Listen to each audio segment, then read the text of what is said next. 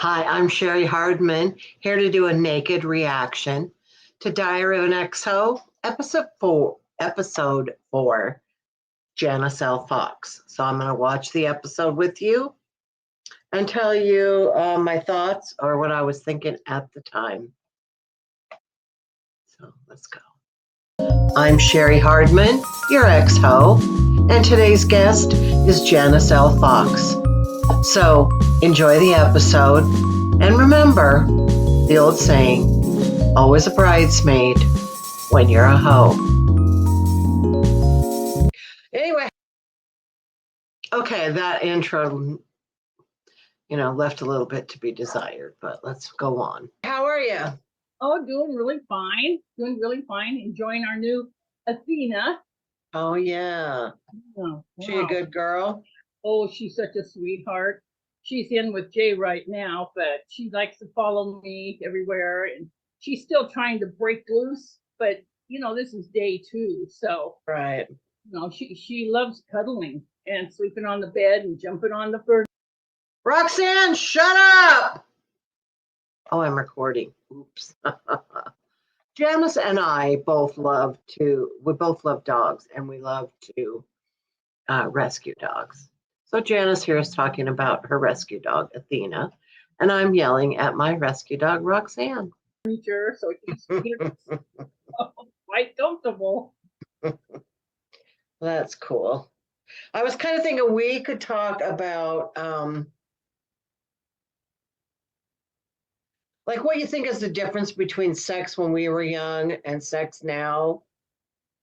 Like, do we think there's more judgment placed on us back then, or is there just all that kind of interesting stuff?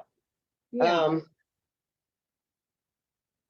I'm trying to figure this newer generation out sexually. It's like they want to be seen as so open and everything, but are they really?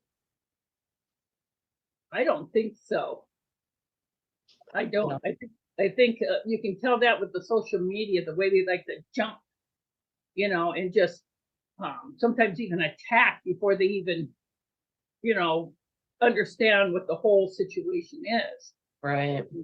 And it's gotten to the point where, especially boomers, we're afraid to even say anything. It's just like we get in trouble. Now, those of you who know Janice know that Janice is usually not afraid to say things. Every time we open our mouths, Right. And back in our day, when Grandma did that, we just laughed behind her back, or Mom would say, "Oh, that's just Grandma," and that'd be the end of it. But this generation is way different. It's like they want you 100% accountable for something you've been doing for 70 years. Right. So they don't understand that that's so embedded, it takes time. Well, and the whole context of a situation, like this is how we do it now. You guys are just going to have to change. It's like, well, wait a minute. We have it. Like, if you look at movies that we watched back in like maybe the 70s or 80s, I mean, those are like by today's standards, very inappropriate, I don't know if you've watched anything lately and then started looking at it and realized, holy shit, we thought that was funny back then, Yeah. I don't know. And I still think it's funny. It's like watching Fraser, and I do just what you said, and it'll be old, but I think it's funny. Right. It was humor. You weren't prosecuted for having a sense of humor over things. Right. And now it's like this generation is doing that. You have to have 100% Puritan on any subject to the way they want you to think, and that can't be sustainable. Right. Especially as we know in comedy, it's not funny talking about, well, I walked my dog today. That's not funny. I don't know.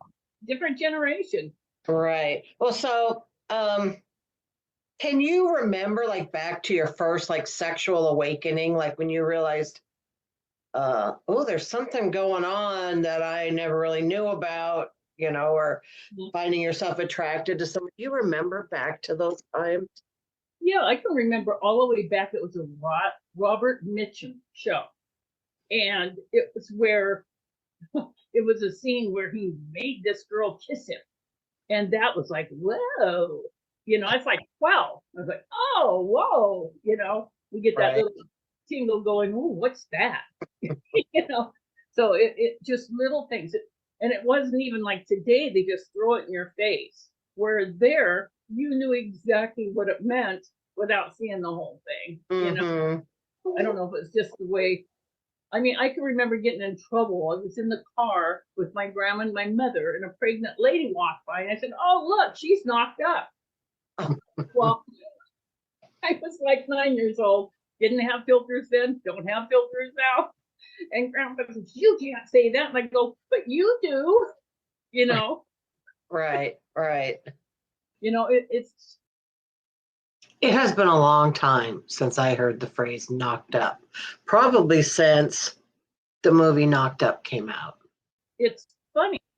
Now my first actual, what I call a sexual encounter, was with my high school sweetheart. We were 14. And I know by today's standard, oh my God, where he learned that he was a good lover. I mean, attentive, knew your body, everything. 14, he was a paper boy. And on his route, a married woman took advantage of a situation where I was a happy camper, he was a happy camper, but today she'd be in prison. Right. Young people today really don't realize how not frowned upon that was at all. It was actually quite, it was titillating and all that, but it wasn't like that woman needs to go to jail, like not even at all. It's just the way things were back Mm-hmm. If it was only beautiful people that got laid, we'd be in a world, doesn't matter. Right. Sexuality, flirting, it's more than looks. It's kind of an attraction, a flirtation. Plus, I just got to say, there's a lot of beautiful big people. Oh, that was a boob. No nipple though. Whoops. I always hate how big is always synonymous with ugly. Like how they always say fat and ugly. Well, those words are not attached to each other. It's not a compound word.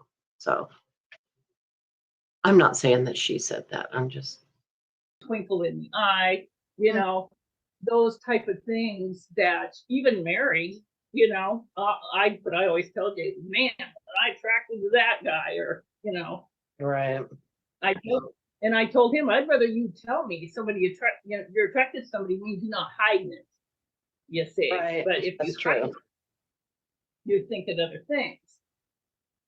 So Yeah. I was lucky. My mom was very open about sex. If I had questions, she answered them. So I was lucky that. Yeah, I think that makes a big difference. I know my friends who didn't have that were pretty uptight about some things, Mm-hmm. And I mean, one thing I know just from the conversations we've had, that neither one of us is uptight about sex. Did you ever have a period in your life that you maybe were a little more uptight than you are now? When I was my first marriage, when I was raising my children, I wouldn't allow them to spend the night at a woman's house if she had a boyfriend. To me, that was just very inappropriate. I wouldn't watch, and I wouldn't let them watch soap operas, And then my nieces would come over, and they'd be 5 women. It's like, Annie, Jen, it's like, no, those are inappropriate, And then it was like, you get into your 40s and you're going, what the hell am I doing here? And married 23 years and it just wasn't working for me anymore, And that's when my whole attitude just went 100, 365 degrees, around like that, because I've always been a very sexual person. Dave, I can talk about it. He passed away when he was 58. And we had a passionate, 4 years all through high school, just passionate. And then I got married and then that wasn't there, it's just a different type of man. Right. So when I got through that divorce, I didn't marry my husband now for 7 years. I wanted to make sure he damn wasn't going to change, Right.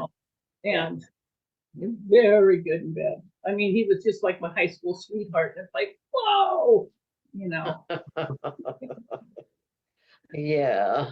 I can remember back in the day. Now, they use the word hoe and they use the word slut, but it was never referred to as a male slut like we do now, That could be a girl that slept with one boy or a girl that had happened to be raped and the word got out back in my day, back in the 60s, and that was a good thing with the 60s. We used to have a saying, you ball, I ball, everybody ball balls. That's what we used to always say. It was the 60s, but it was true. It was really true. The attitudes over sex really changed drastically in the 60s. So yeah, well, I was thinking about this the other day because when I was young and, really young, like a teenager and stuff and messing around, like we had never heard, there was no HIV. We had never heard of herpes or, you heard about gonorrhea and syphilis, but it was, and I'm thinking, like, what would it have been like if we had had that? Like, how much different would I have been?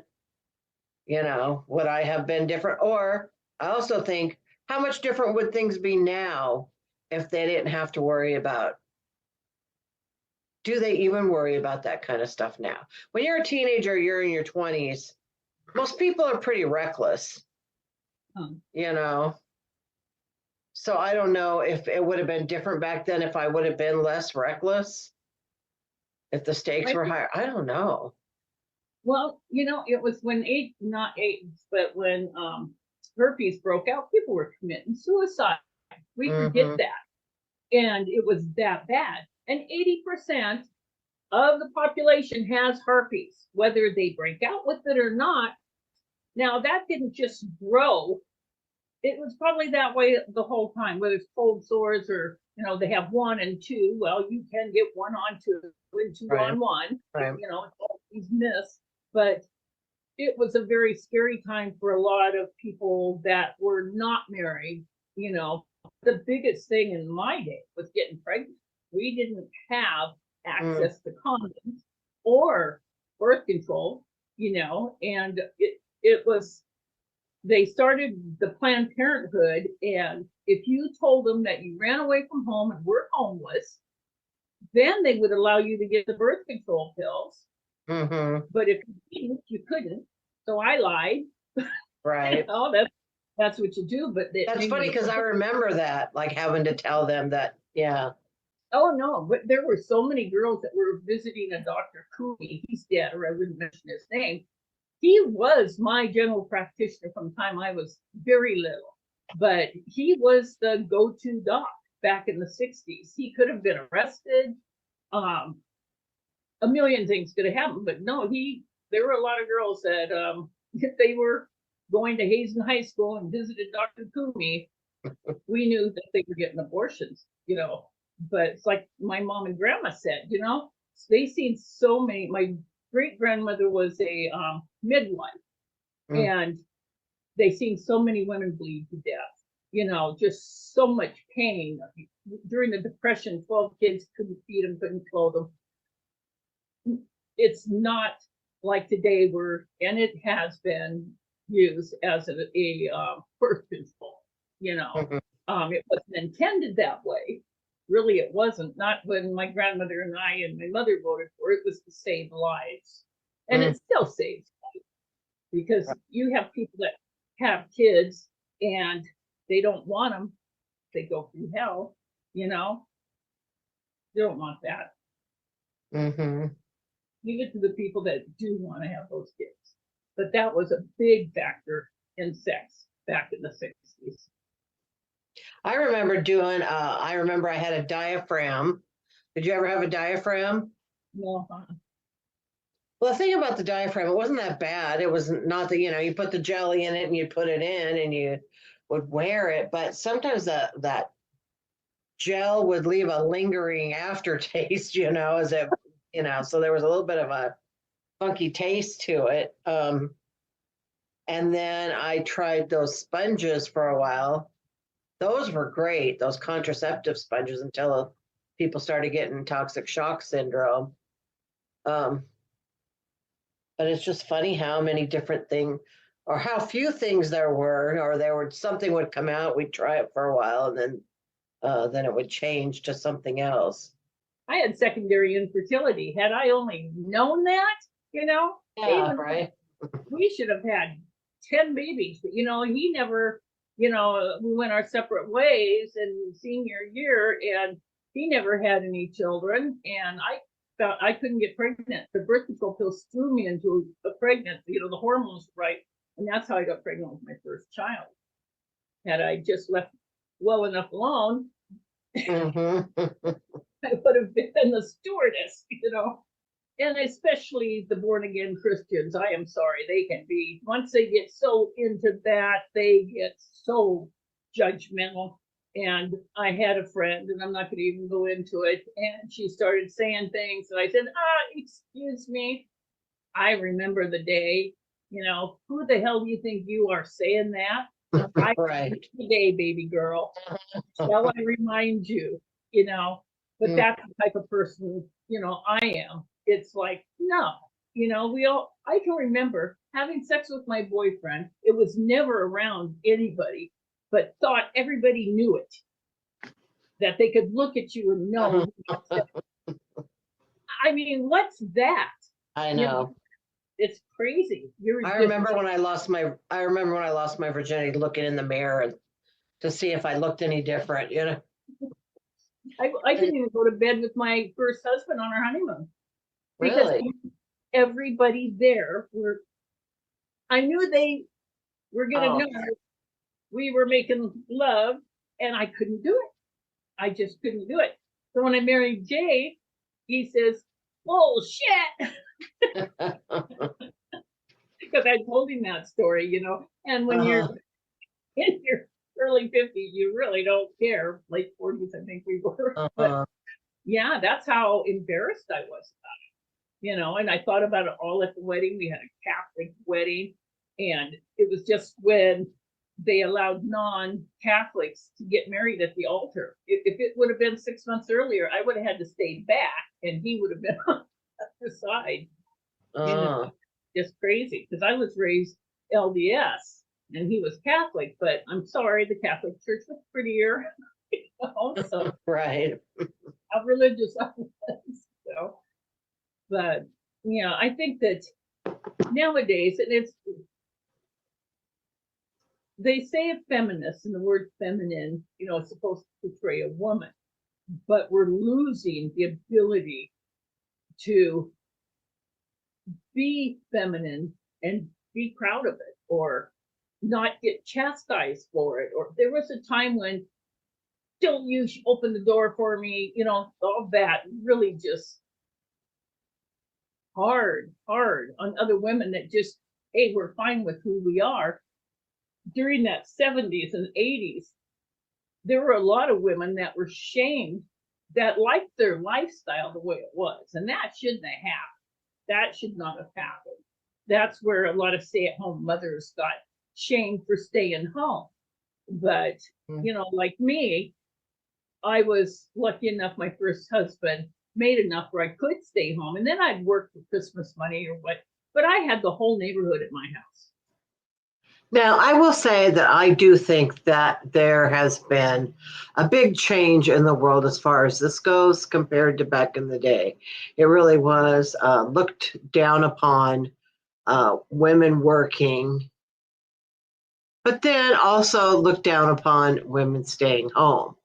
So it was kind of like no matter what you did, it was wrong. And now I think choices are given much more respect than they were back then. You know? Well, how is sex different now at your age than when you were younger? Well, now it's more, well, you get your freaks, you know. I mean, the passion is still there. See, I was always, well, your mother would say, you know, you're a lady on the outside and a whore in bed. And Mm-hmm. my husband now, you know, it's like, what do you want? You know, Mm-hmm. but we, oh my God, it was so freeing. Our sex life, very freeing. And now he's got Parkinson's, so there's limitations, but the passion from before is still there. You know, it's just in different ways.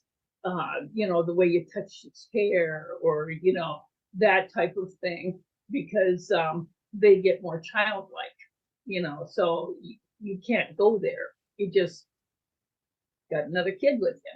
So Mm-hmm. when you come from a very passionate on both ends, and I mean, it was like we both couldn't do enough for each other. That's very rare. I don't care, even out there. That's a very rare thing. Mm-hmm. And I would probably never have that again with anyone. You know, I doubt it. I think it was 1 in a million to find a man plays your body like a fine violin and you do his, you know? Right. It just oh, we just had so damn much fun. You know, we were sluts to each other. Well, that's how it should be, I think. Um, do you, let's talk about body image. Huh? Um, are you comfortable with your body? I am, even though I'm heavy. And it's because I can relate all the way back. I was anorexic at 16. I weighed 105 pounds, 5'7". And I got teased the hell out. You know, not you'd be pretty if you didn't have knobby knees. It went on and on and on. You know, nothing fit me because I was like 5'7" when I was like 10. I was just this beanful of a kid. You know, so then put weight on as I had children, and then as my arthritis hit, you know, more weight. I would like to take weight off only because my knees are bothering me. But as far as feeling like a woman and sexy and stuff, I have no problem. And if you have a problem, look the other way. That's the way I look at it. You Yeah, know, I agree. I mean, you and I talked about that guy, older man my age, comes up to me, gives me a hug when I get off stage, and he says, "Oh, you smell delicious." And I'm over 69 and still getting Uh-huh. there. Right. I still got it. And Yeah. you still got it. Yeah, we do. We got it. Um, what is your definition of amazing sex? Oh my God. That's when missionary style, but the reason why is because you can look into each other's eyes, into the soul, and you're still searching. And I mean, you're searching and searching and searching for that release at the same time. And when you get that in tune and it happens at the same time, that's amazing. That, and you know, when you're with a man and he's looking the other way, you know, doing one of these, they can't run, run because they're inhibited, you know. Uh, that is amazing. And I like it. I like, I don't like vulgar men. I like innuendo. I like to flirt. But Mm-hmm. when they get graphically gross, bleh, you know what I'm saying? So It you don't touches. like dirty talk in the bedroom? No, no, no. I want them paying attention. I don't want them thinking. I want them doing. Get to work, buddy. I mean, okay, this year we're like one of the few people I can talk about this with menopause and how it has affected your sexual life. I battle dryness. I mean, it's a big problem. And I'm working with different things, but just not finding the answer. So it's just, we just go through buckets of lube. Have you had any struggles with any menopause affecting your sex life? Well, I found kind of a little secret. Of course, the estrogen cream helps, but Mucinex. You know what Mucinex does? It doesn't just loosen up the cough. It loosens up all bodily secretions. So why didn't you tell me this earlier, bitch? I'm a nurse and I correlate things, you know, and it's just like, okay, you know, because take Mucinex. Yeah, definitely. Because it can get so, it can almost get never, well, the thing was I never had problems with dryness, ever, you know. When I hit my late 50s, there were changes I had noticed, and then that's when, you know, you use the estrogen or whatnot. And another thing, well, I think the glands just kind of go, they get lazy out there or something. I don't know. It's like, start pumping that out. But the Mucinex will, especially if you're taking antihistamines because you have allergies, that dries your secretions up. I know. Take Mucinex. It loosens up the secretions. Sorry, I shouldn't. Well, good to know. Well, you know, it's like we had a very sexual weekend in this house, and last night I was just like, oh, I can't even sit down because, you know, it just hurts. So I'm not that I'm really complaining. I'm just saying it'd be nice, you know, because yeah, there's that, but it's okay. That's okay. Have you ever made love with somebody on cocaine? Or you try. Yeah, that's horrible. Good God. Around their dick. They're just so horny, but it doesn't work. Yes, I know. God, just leave me alone. That's awful. Oh my God. What you know? No, I'm going to just say it. No woman likes that. All you people that do cocaine, nobody likes it. No, no. Oh my God. Just like, are you kidding me? I know. Mhm. Oh my gosh. You just have.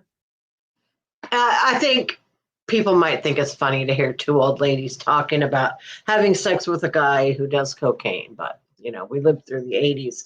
And I will say that really having sex with anyone on any substance is usually not good. Pot smokers are okay, but people that drink, doing drugs, we're not in on the joke, so it's not great. Oh, I like to. With Jay, there just was no limits. You know, no limits. He liked everything. I liked everything. You know, and my favorite thing I think was it's not bondage, but it kind of is. And it's just playing their body without touching anything and having them. I don't know if you've ever done that or not. Having them, are they tied up? No, they're not. Softly. And you're not touching anything, you're just touching everything else. But that is the biggest thrill because it shows you. In fact, you know, if people have trouble with sex, they should probably try that first.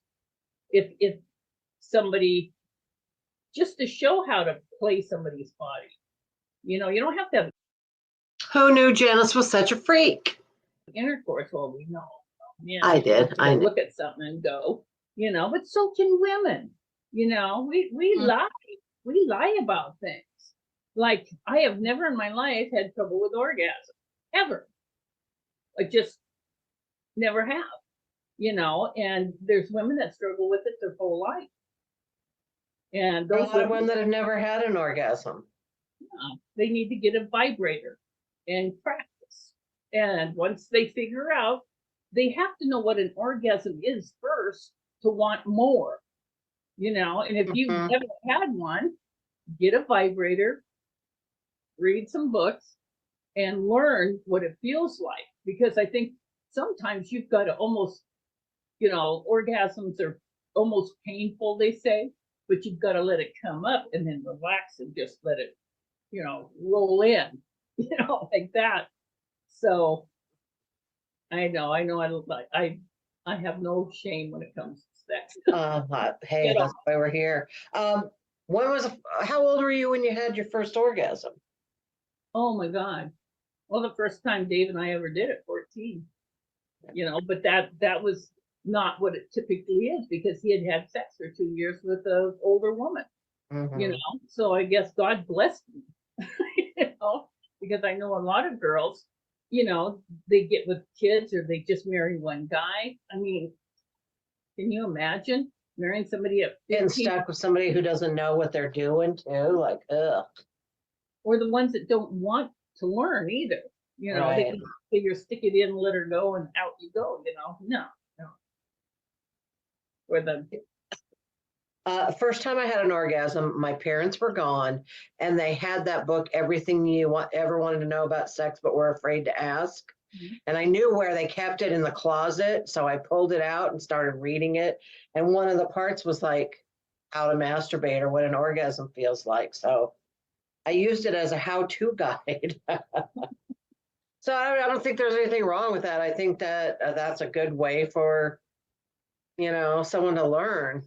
Yeah. Yep, definitely. I mean, it was like when Dave and I were together, that's when we didn't know anything about oral sex or things back then. And, but it started getting talked about. And him and I figured, well, we always planned on getting married. That's what you do when you have a high school sweetheart. And we were going to save that for when we got married, but it's not needed if you know what you're doing. This one guy told me, he says he likes a blowjob to warm him up, but he likes a woman's body to complete it. Now that's a good man to be with, rather than one that it's all about him, doesn't know what he's doing down there, and I mean, first time it was Jay, all I could do, and I did dirty talk. I did was, oh man, oh man, oh man, oh man. It was like, holy crap. Oh, so we laugh about when I say, oh man. That's interesting. I'll remember that. Let's see. Do you have any bucket list items on your sex? Any sexual bucket list items, or are you did everything you wanted? Well, I'm still married. My husband's still alive, but God forbid if I'm a widow, I have never been with a black man. And I think that would be something. I think that would be so sexy. I really do. So that's something I would like. We know some very handsome black men, so Oh, but oh, yeah. beautiful. Those eyes are just beautiful. Mm-hmm. All right. Is this everything I wanted to ask? Do you watch porn at all? Jay and I used to. In fact, I shocked him. One time I took him to a strip club. Well, he had never been to one, and I'd never been to one. So we went, and then we talked to a stripper afterwards, because my idea is, if a man has that kind of a fantasy, why not explore it? I mean, it didn't go any further because we were happy with each other, like Jay says, it's like looking up at the stars. You do that, then what's next? What's next? But yeah, we had some that we were watching, and then a lot of it we laugh about, because some of it can be really funny. And I do think that as a woman, I like more of a theme. you know, like rather than just a pump thing or grotesquely big. I mean, a woman's vagina would have to hold a basketball to diddle some of those. You don't know. I wouldn't want to go there. I'd rather take a small dick than something that could rip you apart. I don't know. I knew a guy back in the day who had a 10-inch dick, and he used to just carry Vaseline around with him in his coat pocket. And so you go to have sex with him, he'd just pull it out and grease it up and stick it in. Yeah. I only did it with him once. Yeah.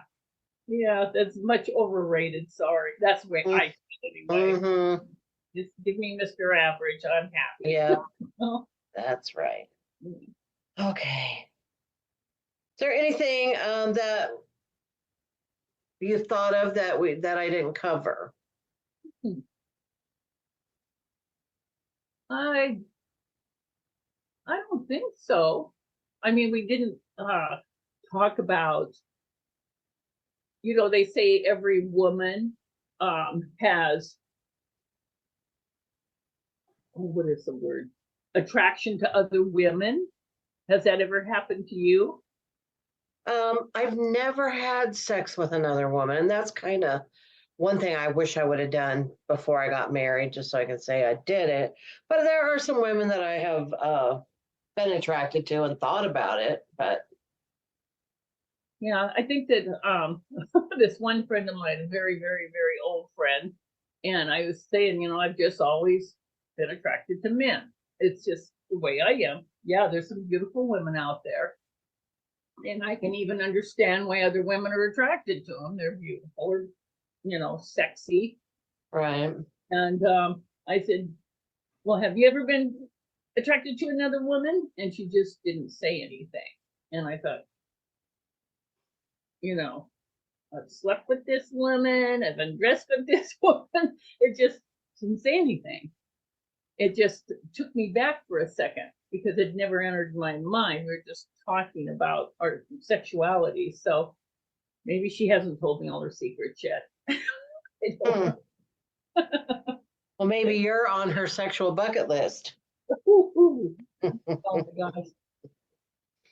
gosh. Well, I know we could keep going on forever because we talk about this a lot, and I know we both have a lot coming out. All right, there we have it. Thanks to Janice Fox for letting me, for talking with me and then letting me rehash it. So I'll see you guys next time. Next time will be episode 5. I don't remember who it is. We'll find out though, won't we?